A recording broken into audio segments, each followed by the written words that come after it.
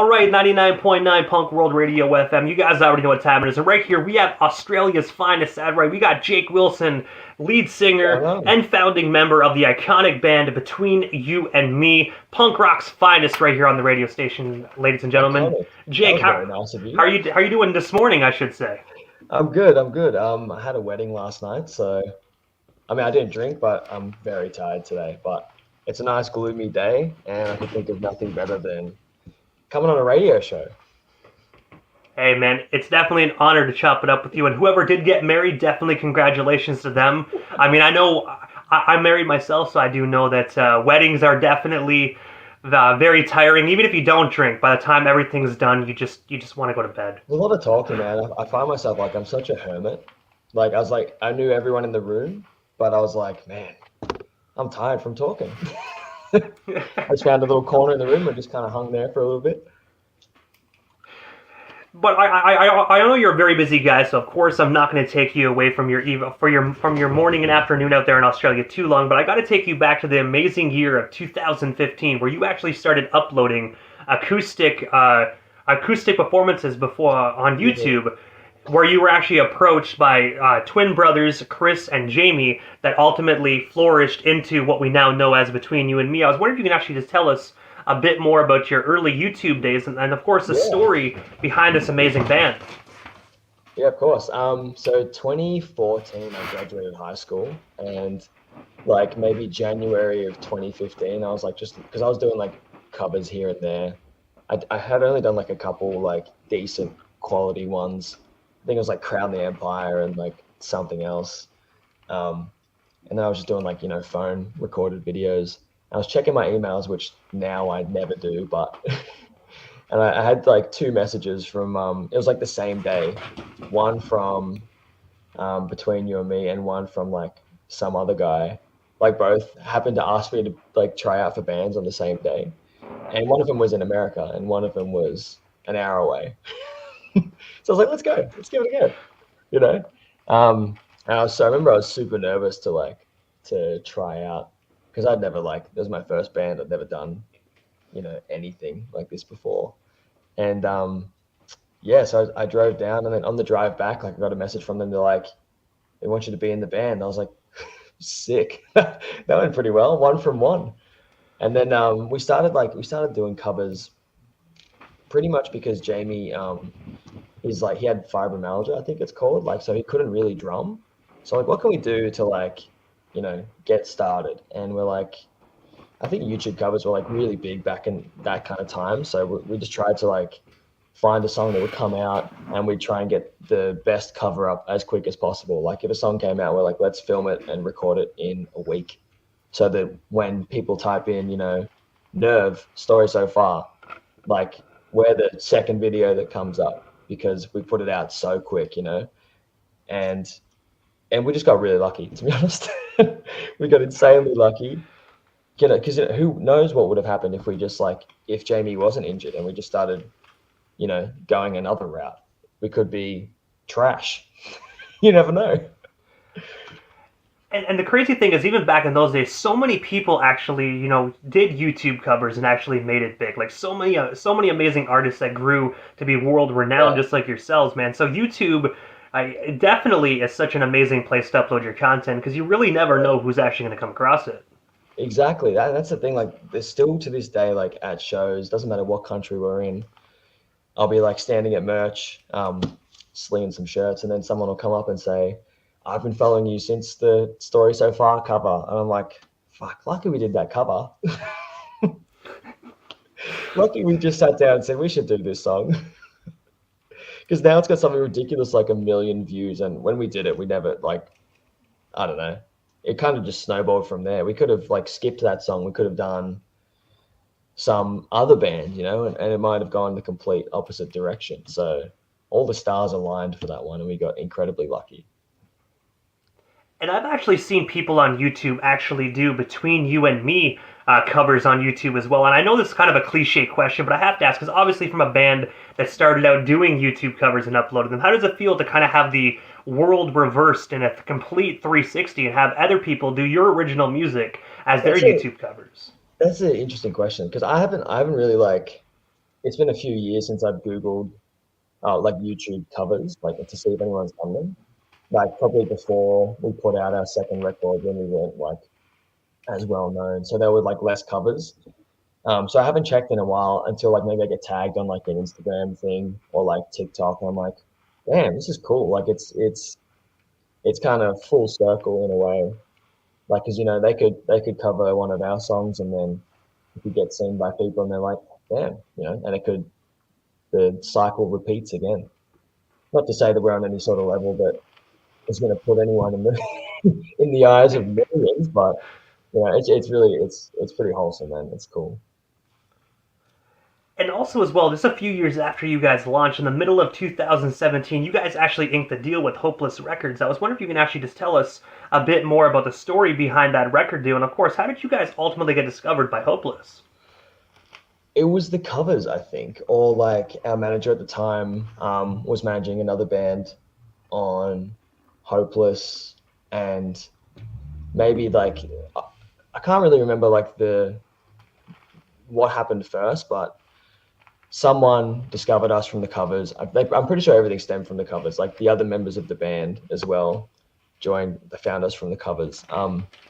Same with like management and stuff. So I think they saw the potential. They saw Hopeless saw the audience there. Like maybe not that we had our own audience, but like people were like clearly viewing the videos and stuff, and they were getting a bit of traction.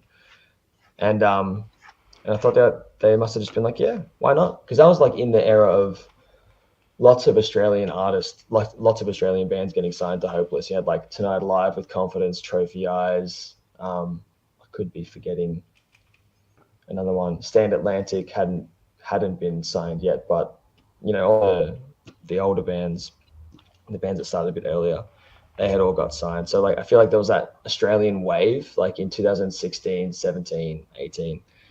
And luckily we got swept up in that wave. And again, right place, right time. The covers must have been good for something. Because like I don't think I'm not sure. For me personally, like I think when you're in a band, you kind of want to be known for your own stuff, but like to we could have put up our own stuff on YouTube to no audience, and no one would have found it. So like I think covers are really good for that, and like we've been able to grow a pretty big audience from doing covers to like people covering our songs like you were saying before. So again, it's pretty cool, full circle, and stoked that Hopeless found us and said, hey, we should sign that band.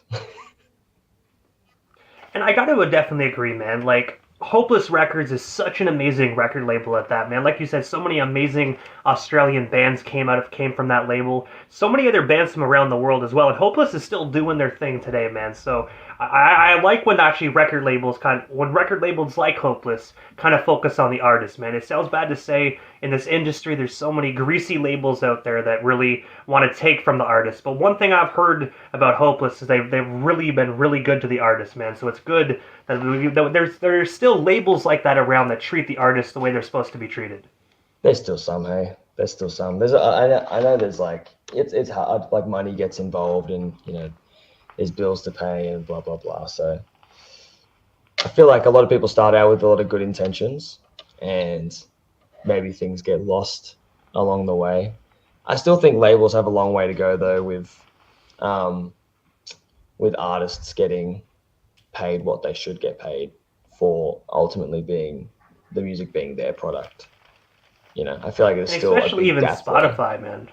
Yeah, Spotify's yeah, another grimy one, man. The guy's a billionaire but pays the artist pennies, which I think is even worse than labels, man. I mean, if you're an independent artist, you should at least get the money you're making. But at the end of the day, if you're making streams, they're already getting like subscription payments. They should keep the subscription payments for the company, but yeah. then use the royalties, man, to pay. I mean, at the end of the day, pennies, that's disrespectful, man. It's weird, like because like at the end of the day, you have to like go, what is music? How do we value music being made? Like, how do you put a price on that? Like before, it was like CDs. I'm sure like artists back in the day, like Blink, maybe back then they were still like, we should be making more money from physical sales. So it's hard. Obviously, someone's got to sell it and distribute it and do a lot of work. But like at the end of the day, you've created it, and like somehow I feel like this with like touring as well. Like the band is maybe the last people to get paid, if that makes sense. So like where people buy tickets, but then the more tickets you buy and the more gear you have, like the more crew you have to bring along and pay, and like everybody gets paid before you. So it's like the music industry is so strange, like financially, like the way, like the order of, of where money gets spent and made and stuff. So I'm no scientist, but you know, But just also, learn from man, experience. February. Well, exactly. You're in the industry, right? So you definitely see the statistics of your music and how Yeah. everything gets sent out. But a lot of individuals are taking their music off Spotify. So hopefully everybody can rally up and try To their like best to another actually, streaming service, or are they just gonna like sling CDs on the road? I gotta say, me as a DJ, I love CDs. I mean, I love physical copies. So if people start slinging CDs again, I'll be in heaven. I will admit, I What's don't think the my wife biggest? will like it very much. Because they'll be stacked up against the wall. What's the major CD or record store near you? What's the biggest chain in your area? It sounds bad, man. They're pretty much all gone. I mean, we have local Yeah, mom and same. pops That's why record I shops. asked. Like we got a phenomenal record store actually, right in my hometown of Brockville. It's about a 20-minute drive. Grizzly Records, Right. absolute phenomenal record shop. They sell used vinyls, brand new vinyls. They support the record store day stuff, CDs, cassettes. I absolutely love Yeah. them. But as for chain wise, we used to have a big chain wise, man, called Music World back in the day. It was kind of like the Yeah. Canadian HMV. Unfortunately, that's gone. So I They all mean, you just just died got the out. mom and pops record No one. shops. Yeah, no one really like. I don't know. Has the time? Not maybe not the time, but like I remember like I would go into like CD shops and I wouldn't even know the artist. I just like pick a cover that looks cool. Like I get my like my allowance or my pocket money and just go like I'll pick whatever CD looks cool, and then like you find music that way. But like now that these shops don't really exist in every mall or shopping plaza, like less people get to have that kind of interaction with music. And that's probably why attention span with music is so like short these days, because you see something on a 10-second video and you kind of like get used to like consuming music that way, as opposed to like get back, you put your CD in the CD player, then you listen to all 15 tracks, and then you listen to the whole thing again. And so people don't really do that anymore. Not to come on here and sound completely cynical. Music's great. It's just interesting, a lot of these, like how times are changing. And especially when like you're an individual that's used to the old, like I even makes me feel old saying this, old days as they call it, with CDs and cassettes. That's the Yeah. era I grew up in, man. So when you see the CDs kind of go out the door into like all digital, I don't even have a streaming service, man. I will admit I do not subscribe to streaming. I Okay. actually physically buy the MP3 files, man. There's a Canadian site that actually you can actually buy the files, and they Right. actually pay the artists. So that's what I do. If I want an MP3, I buy it. I'd rather pay the dollar. At least then I know I'm actually giving the artist Yeah. money rather than That's good. pennies, man. I mean, I think with dollars are the better than cents. Oh, for sure. I feel like a lot of vinyls and stuff come with little download codes for MP3 and stuff, but I guess it's just like hard if you're an iPhone user. If you're Android, it's probably like a lot easier to download MP3s and listen to music that way. But like if you're Apple, I don't really know can you load them into iTunes? Does anyone use iTunes anymore? I have no I idea. think iTunes was actually obsolete. I mean, I had an old iPod Nano back in the day. I used Yeah. to actually take MP3 files and actually use a third party iTunes. I forget the name of it. It's been so long, and I used to like kind of like in a way burn them to my iPod. Oh, You dude, know? yeah, yeah, for sure. Or like YouTube to MP3. Yeah. I will admit that I did that back in the day. You know what I mean? I Oh, dude, I don't did now. that. Now I that I'm did in that the like industry. crazy. I was a child that had no money, Got to get my music somehow on my iPod Classic. But also as well, man, June 29th of 2018, you guys actually released a phenomenal debut 10-track studio album titled Everything is Temporary. Going back to 2018, I was wondering if you can actually just tell us a bit more about this monumental album, and of course, is it actually circulating out there still to be streamed or purchased today? It's still kicking out there. that was a really interesting time because like none of us, all the other guys in the band have been in bands before and like recorded music, but none of them had, like me included, written and recorded an album. So I was like a lot of weeks just like getting cabin fever in this one. Like the studio was really small and like had no windows and it's pretty gnarly. But like I don't know, it was a definitely a fun like experience and like really taught us all a lot about like songwriting and stuff. Like when you're just in it and doing it for days and weeks in a row. Um, but like this time, like the first record, we pretty much went in there with 11 songs and came out with 10. You know, like whereas like for the last record we just did, we had a lot more songs to choose from. Whereas like this time, like the first record, we went in with everything that we had, and everything that we had went on the record. So it wasn't even like a selection process. It was like, this is all we got. Let's see how it goes.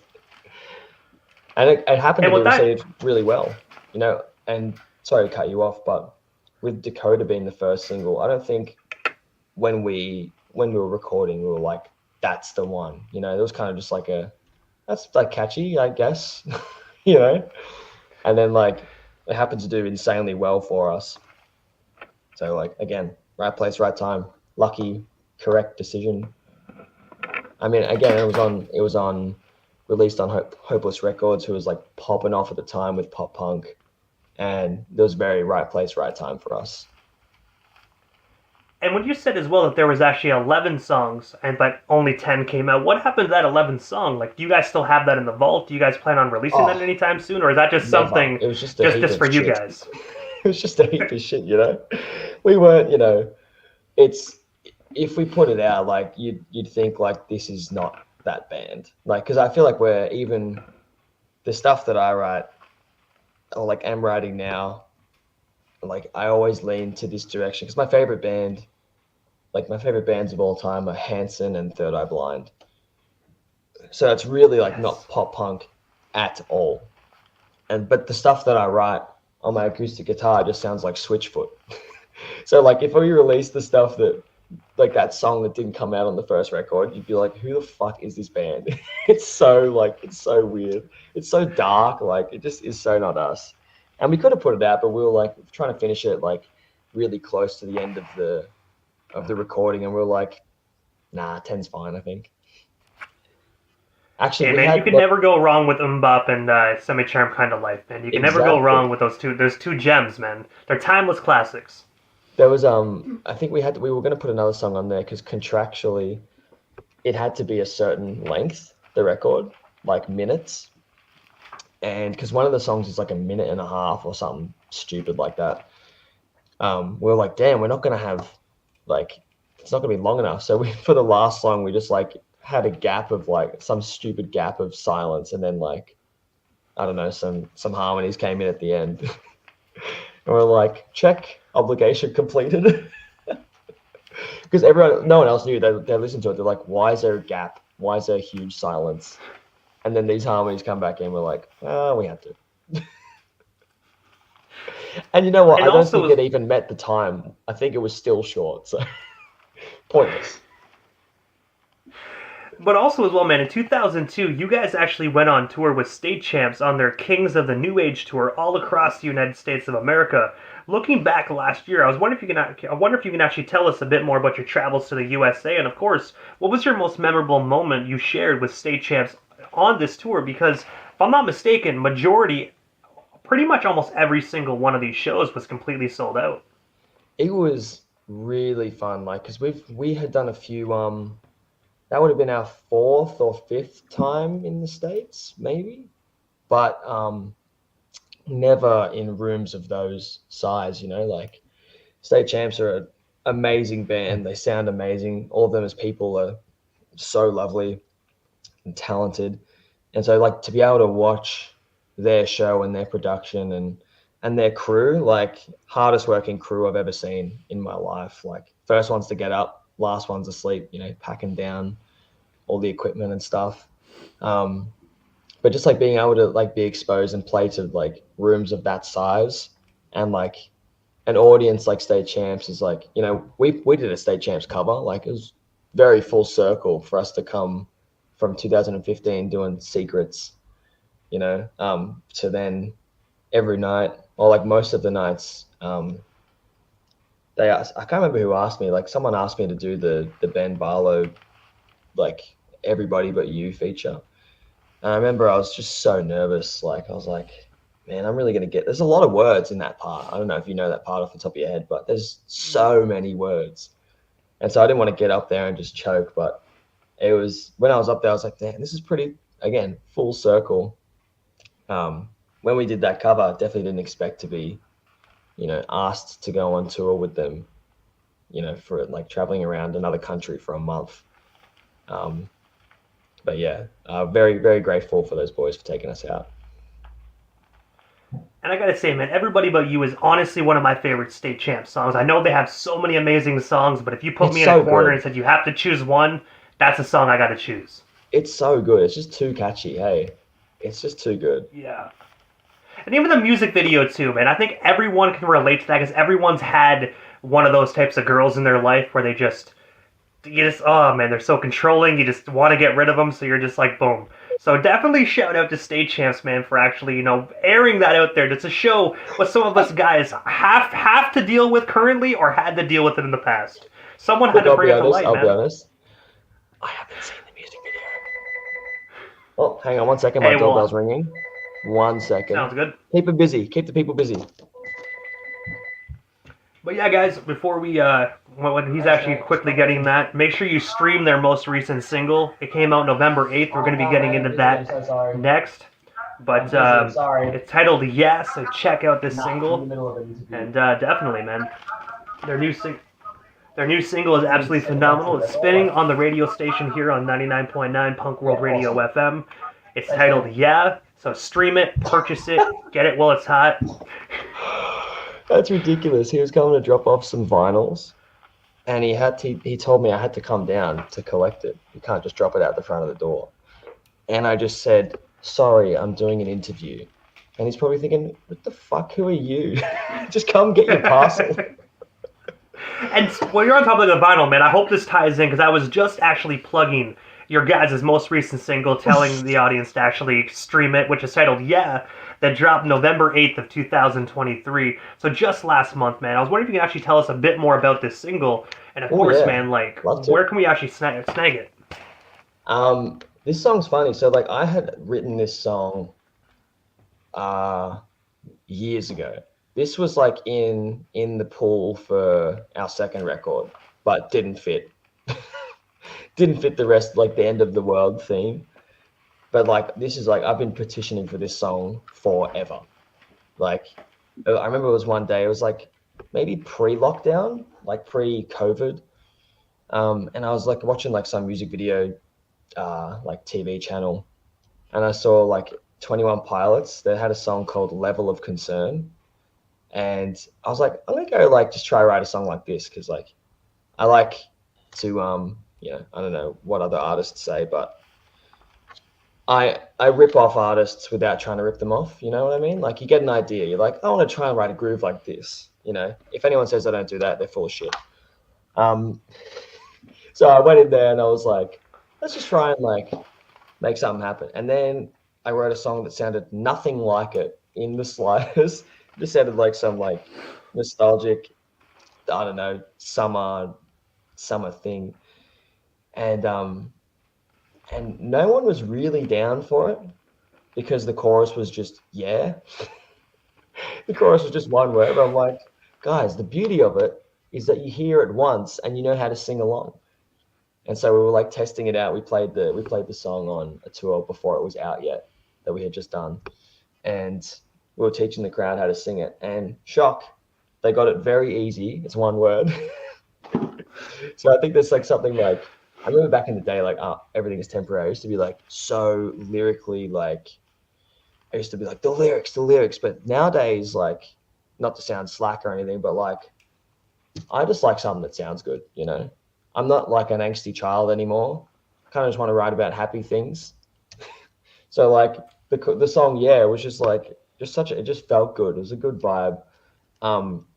There's no physical copy of Yeah, but it is part of an EP that will be dropping next year. I don't even know if we've announced that yet, but there you go.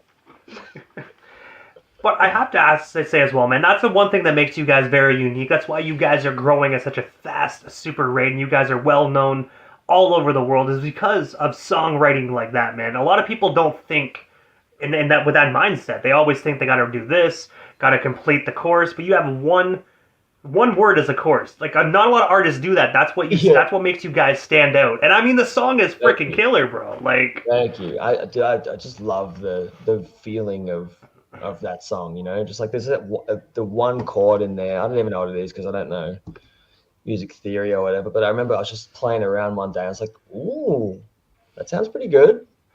Don't know what it is.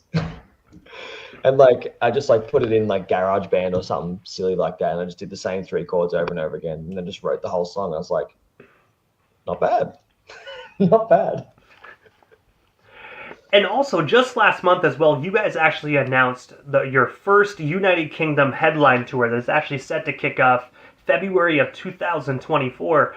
So just months away. I was wondering, what cities and towns do you actually plan on hitting overseas? And of course, when will the tickets be available? Sorry, and if they are available, where can they actually snag themselves some tickets today? Because I guarantee these are going to sell like hotcakes.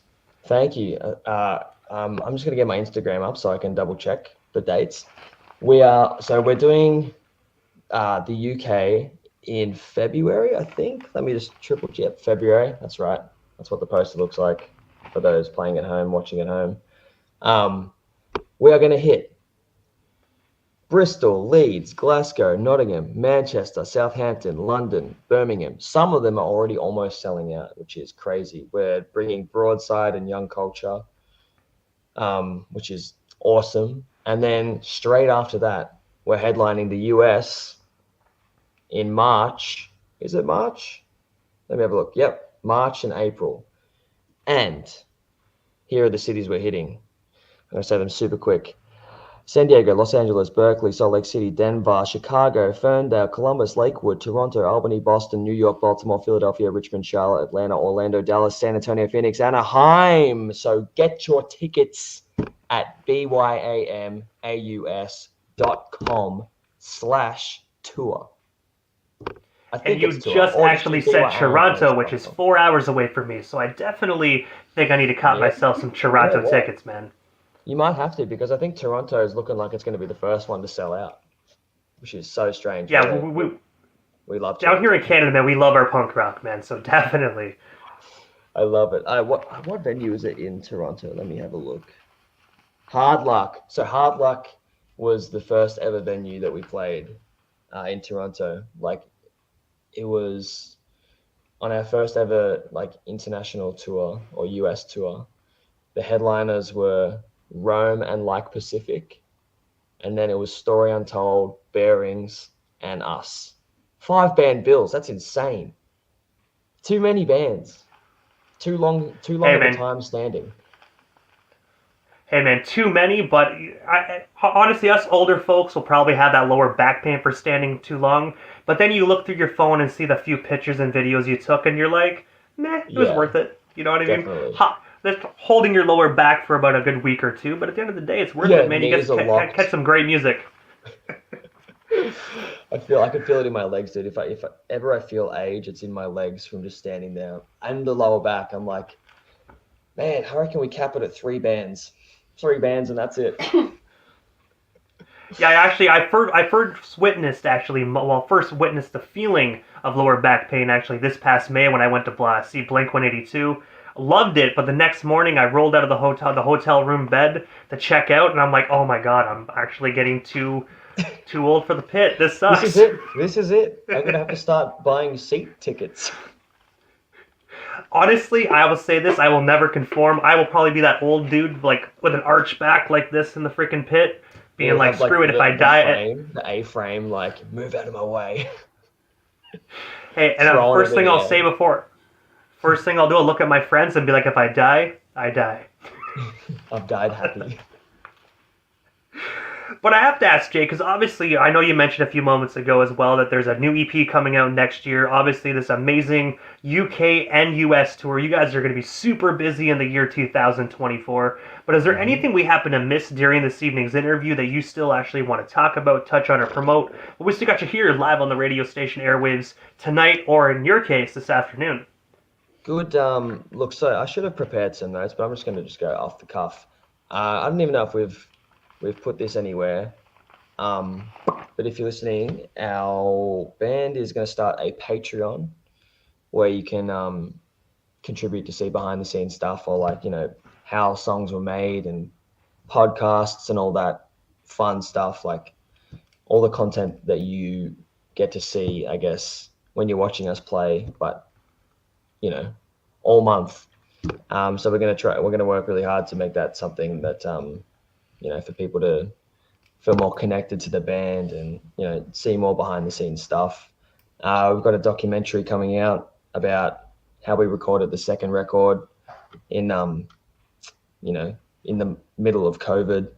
That's also going to be released on our Patreon. Probably going to be like $5 a month. So just don't have a coffee one day, and you can afford it for the whole month.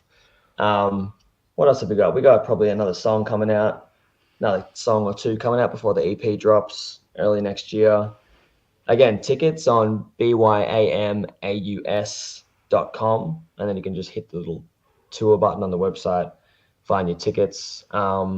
Social media, we're BYAMAUS on Instagram, Twitter. I don't really use Twitter, so I don't know what the handle is. Maybe you can double check that.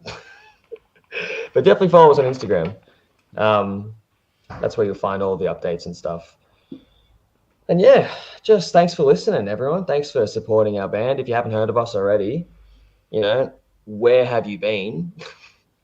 You can check us I out on will agree with Spotify. that because you guys have been all over the place. You guys have been like literally like you guys are like blowing up, man. If not, you guys already have blown up. You guys are becoming megas. So if you haven't heard of Between You and Me and you're a punk rock fan, I mean, realistically, I don't know what rock you've been living under, but you got to crawl out and you got to soak up some of this new music, man, because I'm telling you, it's absolutely killer. Thank you very much. Appreciate that little nudge there. You heard him. Do it.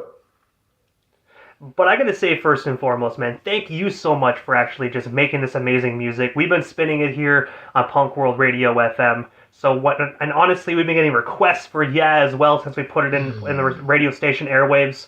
And realistically, man, I can't deny the listeners because one, I love the song, and two, if they love it and they want more of it, I'm gonna say yeah. Of course, I'm gonna Hey, give you more yeah. yeah. I like what you did there. Keep requesting, yeah. I want to hear it. I want to But hear it I blow up.